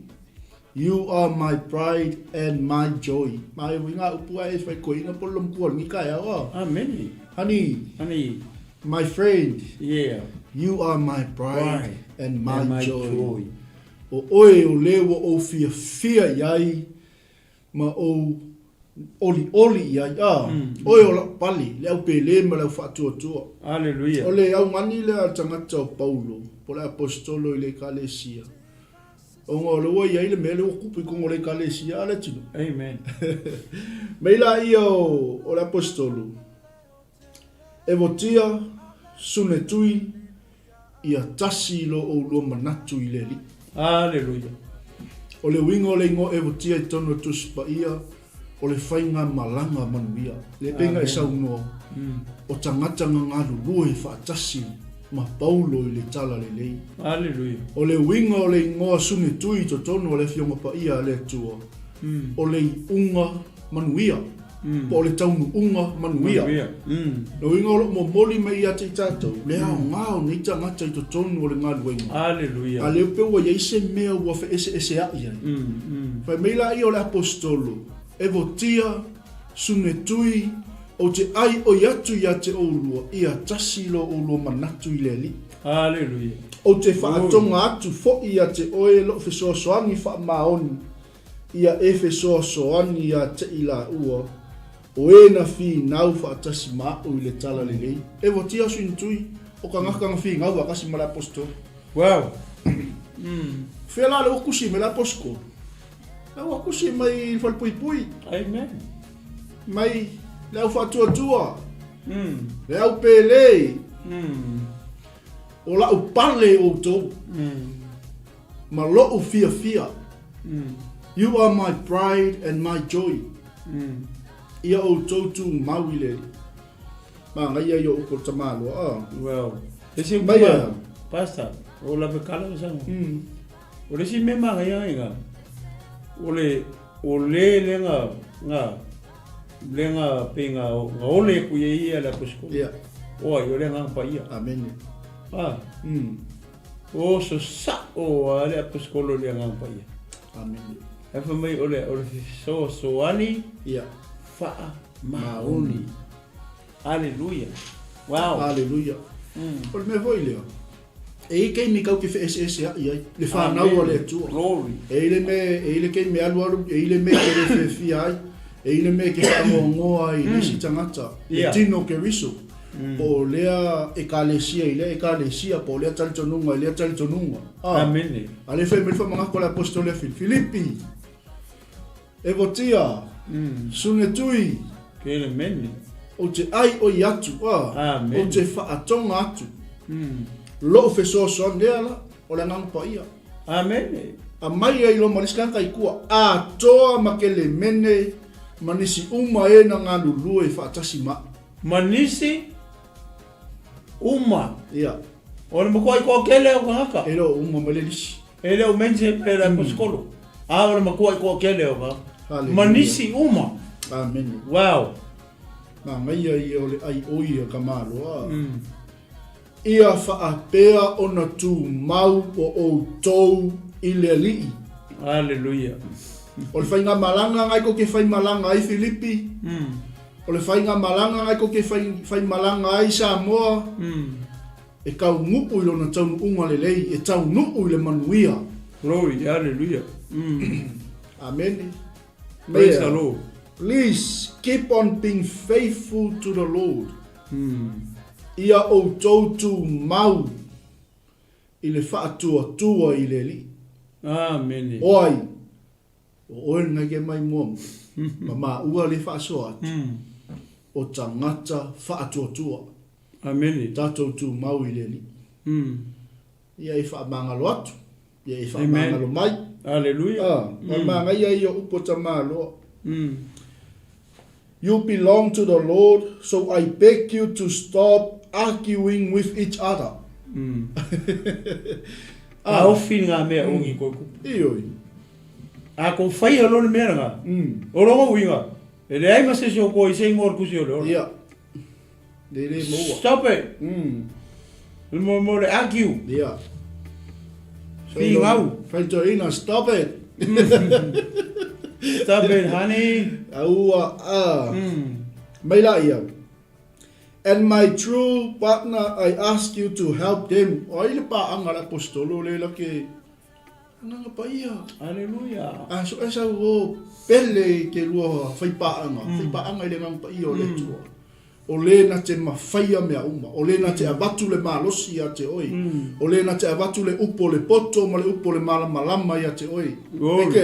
Eke ai oi ai le au whatuatua. Eke whaatonga ai mo le au pa ia, eke whaatonga ai mo le tino ke riso. Ia o tau whea alofani. Samoa, ia o tau whea alofani. Ona i loa le rongi uma, o tau o sa mori. Amen. O punga Yesu. Hallelujah. Meila io Paulo, I ask you to help them. These women have worked together with me and with Clement and with the others in spreading the good news. Their names are now written in the book of life. Wow. Glory.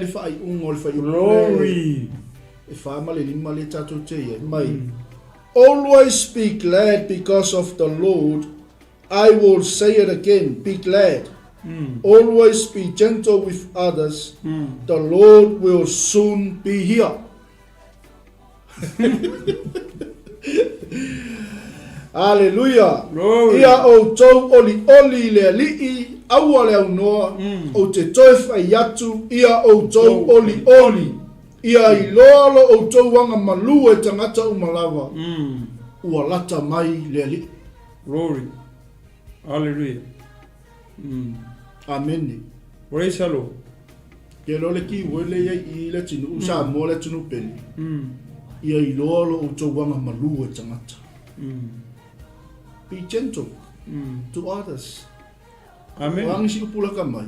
Ia ka ko maua le loko whamanga. O uso fo ingako ngalulu e whatasi tala le lei. Amen. O uso fo ile kako ke kausingi o whakas. Amen. Ai se meo ke ki ngā I lo uso le tala le lei o ke whaatonga I le atua. Amen. Glory, hallelujah. Ala ani singi malwha moe moe. Ia tusia o tātou ingoa I le tusi o le ola. Samoa, ia I loa lo o tau wanga Malū e tangata. Kerisiano, ia I loa lo o tau wanga Malū e tangata. Amen. Tātou tutu mau I le li. Hallelujah. Praise the Lord. Uso le tala le lei. Samoa, ia I loa lo o tau wanga Malū e tangata. Ia. O se toi whapopo atu nā le tino umi nei taeao, tātou maru taeao whamanui. Ia angalele mai le li. Amen. Whamanui atu le tua, manawa atu ana whamanuianga. Hallelujah. Te oe malu ainga, so se mautama, so se lao, so se whaiva le nei aso. Praise the Lord. O loo e lue ai, whea lava. Manawa atu ana whamanuianga ia te oe. Ia o tau oli le li aua le anoa. Amen. O te toi whai atu, ia o tau oli. Ia I loa lo o tau wanga Malū e tangata umalawa. Praise the Lord. Ua lata mai le li. Lesi mea maka utia le I le tinu. Yeah. Le la whai ua I tatou. Yeah. O le kangaka le kusi mai ko kongo le whale pui pui. O le tangata le noa noa tia. O le tangata le wale ai se whai koko a fwere makala e saua I whafwere. E mai le message. E wai kangaka le ko kongo le whale pui pui. Au makwa I oli le li. Kangaka le au maia le wha malosi le tino ke riso. Au maia le faaleagaga I le kalesia Filipi. O te ai o yatu ia te o tau, ia tasi lo o tau manatu I le li. Amen. Ia malenga whaaloa. I ele tu. Ia. Salu le whangata me I tā. Por kalame pas tu ina tu la sunga. Ai umaye ni tu la la so malenga whaaloa. I ele tu. Amen. Paftai no matou tua. Glory. Tai mo la o le ngā luenga ngā pa ia. Io e tama. Matou whaftai lo whisoso ni mai nei aso. Tai Yesu. E le ngata le tua I la upu feta lai mo I matou. Tai ngā pa ia. A le ngā luenga mamana. A oia ngā pa ia e te whaangana ina la whanau e moli mau lo matau tia mo lo sili ese. Ta male ni la vaso matou te talo le li. Ayo fina ngā maroto. E tu mau mai lo manuia I luma ia matou uma. Lo file mu ia leo ina aio matou loto. Hallelujah. Mo matou wanganga le ia rawa oi. Matou whaatonga, Matalo, Whamanuia lava no taeao sofa ni tamā. lawa tu aso. Ia e whaamanuia i le au paia ma le au whaatuatua le nei aso. Whamanuia te Anga le atu o e tamā i so se maota ma so se lawa. Mai se le atua lau au whainga luenga ngā lua i so se itu e fia o le nei lalolangi. Whaupenga ina i mātou tamā. Whaatumauina lau mamalu ma lau paia i lungo lau whanau. So se mea e whaungai nai i mātou tamā. Ia i loa ai le mamalu o lau fio. I loa ai lau mana le atua. Mātou te moli mau ai lau tala lei. Whamanuia i sio mātou atu no pele o Samoa. Whainga malo mal ka peneta. Mai se fo nei atu nuu le atua. Ma so se atu nuu le li. Salala wai o mātou tangata. Ma au mawai. Ia i le atua lau wanga le lei. O istasi o whaafonga mai nei taeao na mia lau whaamalolonga.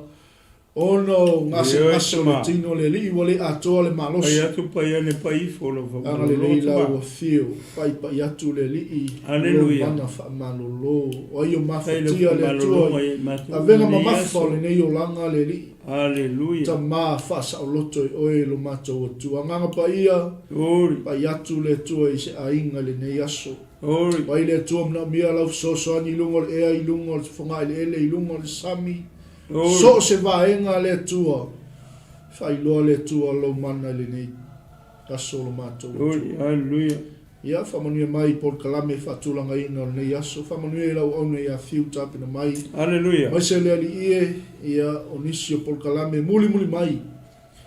Whaftai tele tamā, whamanuia i au auna. Whamanuia i so se au aunanga le nei aso. Whamanuia i sio mato watu nuu o Samoa. Aleluia. Mai se le tua o le au whainga luenga. Whaftai tele tamā, anganga pa ia, fo iatu ia te oe le vi inga. Nei masa uma o le whawau lava. Amene, amene. Ia, vi ia le tua nitu lau le aso. E te tonua i ora whakata mai i tātou porkalame. Ia i le neitu aso. Ia mai a te nei le tinu Malofou Mafulu. Pa pefuri sunga i a pasta mai Bureta. Ma te whātou whātu Samoa i le neitu lau le aso. Tau whā, soifua. Samoa.